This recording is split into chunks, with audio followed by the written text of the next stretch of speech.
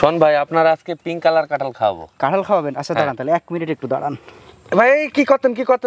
তেল লাগবে না, তেল লাগবে না, এটা আটাবিহীন কাঁঠাল। কাঁঠাল খাবো, তেল মাখাবো না? না, এটা তো আমাদের সাধারণত দেশি কাঁঠাল খাইতে হলে তেল লাগে, কিন্তু এটা পিঙ্ক কালার কাঁঠালে কোনো আঠা লাগবে না ভাই। একটু লাগাই, নাইলে তো আবার আঠা লাগবে। আপনি চেক করে দেখেন। সত্যিই তাই? হ্যাঁ, কোনো আঠা লাগবে না। দর্শক, আটাবিহীন কাঁঠাল। সজল ভাই হয়তো আজকে আমার নাকে মুখে আঠা মাখানোর একটা প্ল্যান উনি রেখে দিয়েছেন। একটু দেখি তো, উনি তো আমাকে বললেন। দেখেন আপনি কোনো আঠা আছে কিনা দেখেন। বিসমিল্লাহ। আরে আসলেই তো সজল ভাই, কাঁঠালে কোনো আঠা নেই। দর্শক, আমি কোয়া উঠিয়ে ফেলেছি পিঙ্ক কাঁঠাল এটা, এবং এটাতে সত্যিই আঠা নাই। আমি তো যেটা ভাবছিলাম যে আমার হয়তো তেল লাগাতে হবে, না হলে হাতে বা মুখে আঠা লেগে যেতে পারে। তো আসলে এটা আঠা লাগে নাই। সজল ভাই, আমি একটু খেয়ে দেখি। হ্যাঁ, আপনি খেয়ে দেখেন। বিসমিল্লাহ।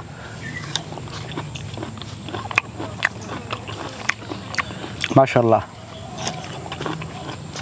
অসাধারণ টেস্ট। আর ঘ্রাণে মুহমুহ একটা অবস্থা, তাই না? হ্যাঁ, এই কাঁঠাল কিন্তু পাকলে কিন্তু টিপে কিন্তু বোঝা যায় না ভাই যে কাঁঠাল পেকেছে। তাই এই কাঁঠালের যখন ফ্লেভার করবে, বাগানে গ্রান করবে, তখন বুঝতে হবে যে কাঁঠাল পেকেছে। হ্যাঁ, যাই হোক দর্শক বন্ধু, আসসালামু আলাইকুম। এই মুহূর্তে আমরা বসে রয়েছি চুয়াডাঙ্গা জেলার জীবননগর উপজেলার মানিকপুর গ্রামে। আমাদের পাশে রয়েছেন সজল ভাই। ভিডিওর শুরুর যে অংশটা দেখলেন, সেটাতে আমরা বোঝানোর চেষ্টা করেছি আসলে এই পিঙ্ক কাঁঠাল কতটুকু আঠাবিহীন, এবং এক্ষেত্রে মানে আঠাটা হাতে লাগে কিনা, এই ব্যাপারটা বোঝানোর চেষ্টা করলাম।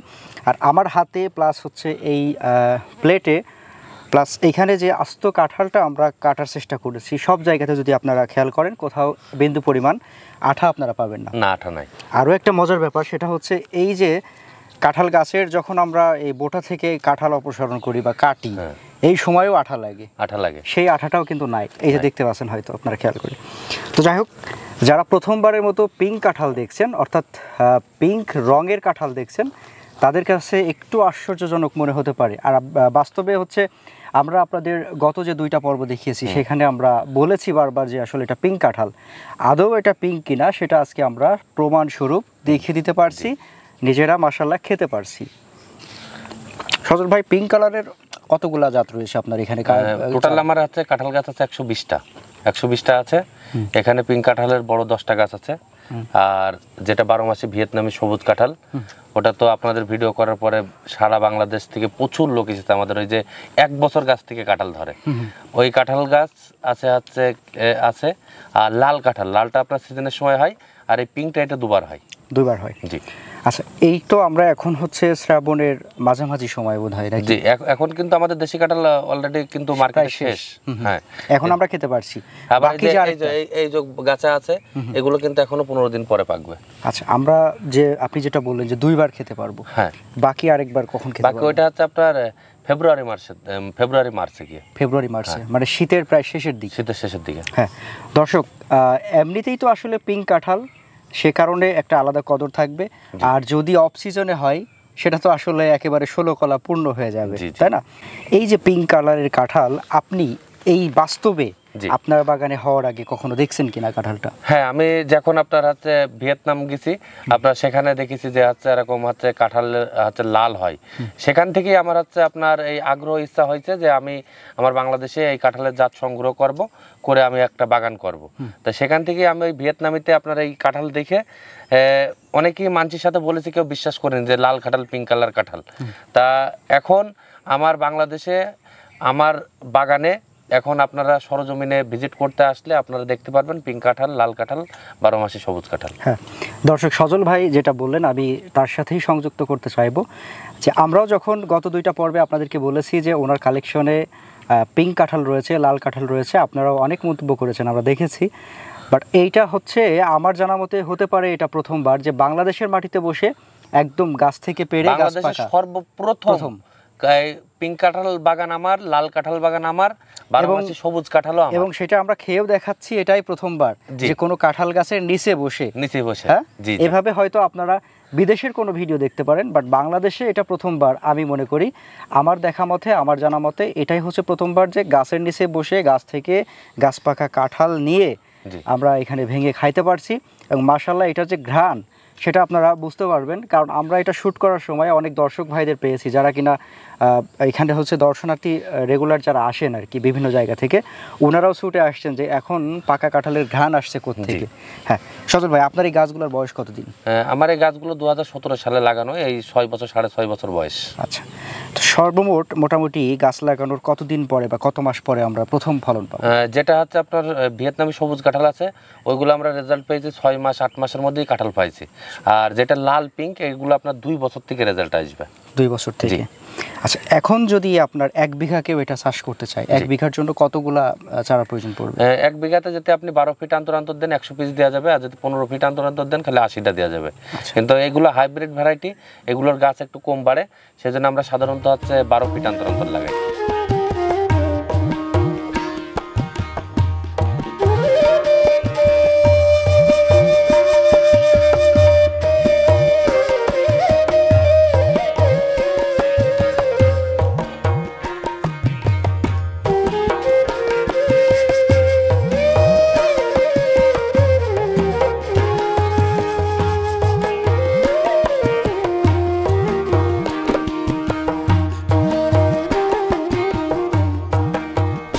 আমাদের মাঝে আজকে আমরা হচ্ছে অনেক দর্শক ভাইকে পেয়েছি।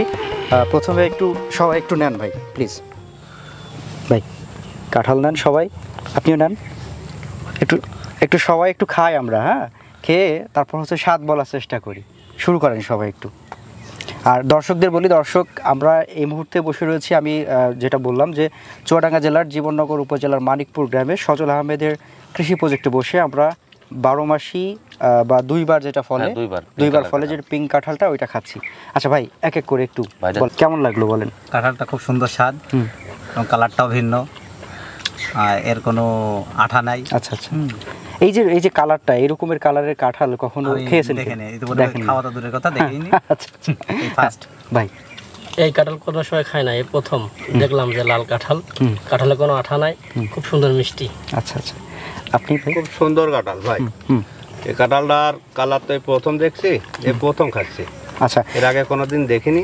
আচ্ছা আচ্ছা আচ্ছা, খুব সুন্দর।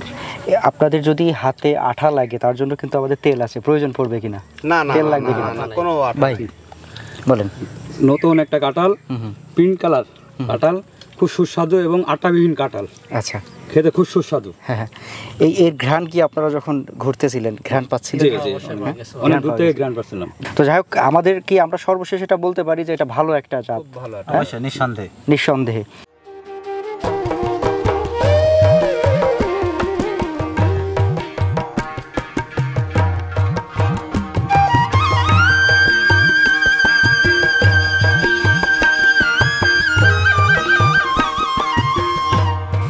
সজল ভাই, মোটামুটি আপনার কাঁঠাল খেলাম, ভালো লাগলো, আর দর্শকদের মতামত তো পেলাম।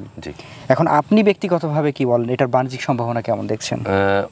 আমি তো ভাই, আপনি ভালো করে জানেন যে আমি বিভিন্ন দেশ থেকে বিভিন্ন নতুন নতুন জাত সংগ্রহ করি, যেগুলো দেখা যাচ্ছে কৃষি অফিসাররা করবে, সেগুলো দেখা যাচ্ছে আমাদের দৌড়িতে হয় বিভিন্ন দেশে। ওইগুলো বিভিন্ন দেশ থেকে, আমার নেশাই আছে বিভিন্ন দেশ থেকে নতুন নতুন জাত সংগ্রহ করা। তা আমি বলতে চাবো যে কাঁঠাল এখন বর্তমান চাষে সব থেকে 1 নম্বরে থাকবে। তার মানে কাঁঠালে আপনার কোনো রোগ বালাই নেই, কাঁঠালে কোনো সার লাগে না, স্প্রে লাগে না, ওষুধ লাগে না, এমনি বাড়ির অপরিত্যক্ত জায়গায় কিংবা আপনি ছাদ বাগানে এই কাঁঠাল নিঃসন্দেহে করতে পারবেন কোনো পরিচর্যা ছাড়া। আচ্ছা, সেই হিসাবে মোটামুটি দামটাও তো ভালো থাকে।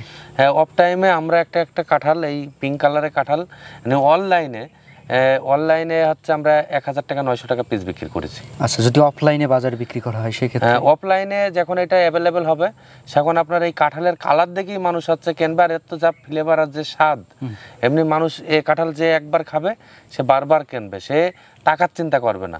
সে যে আমি একটা শখ করে পিঙ্ক কালার কাঁঠাল খাচ্ছি, এটাই তার কাছে বড় পাওয়া থাকবে। দর্শক, এটাই হচ্ছে মূল কথা, যে আমি শখ করে একটা রঙিন কাঁঠাল খেতে পারছি, প্লাস আঠাবিহীন কাঁঠাল খেতে পারছি। আঠাবিহীন, এই ব্যাপারটাই হচ্ছে বড়। তো শখের তোলা 80 টাকা, এরকম একটা কথা আছে। হ্যাঁ, তো শখের জন্য মানুষ অনেক কিছুই করে, কোটি কোটি টাকা পর্যন্তও খরচ করে। আর এইটার দাম যে কেমন হতে পারে, তো প্রথম পর্যায়ে যারা বাণিজ্যিকভাবে করবেন তারা বেশ লাভবান হবেন। তারপর একটা সময়ে যখন অ্যাভেলেবেল হয়ে যাবে, তখনও এটার এই যে ঘ্রাণের কারণে এবং আঠা না থাকার কারণে একটা কদর কিন্তু সাধারণ জনগণের মধ্যে থেকে যাবে। সেই হিসেবে বলা যায় বাণিজ্যিকভাবে এটা বেশ লাভজনক।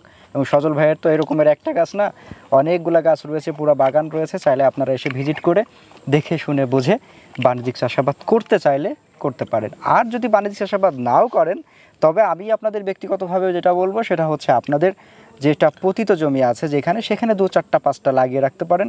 যদি চান তো আপনার ছাদের যে শখের বাগানটা সেখানেও 2-1টা লাগাই রাখতে পারেন, আপনার বাড়ির আঙিনায় 2-1টা লাগাই রাখতে পারেন।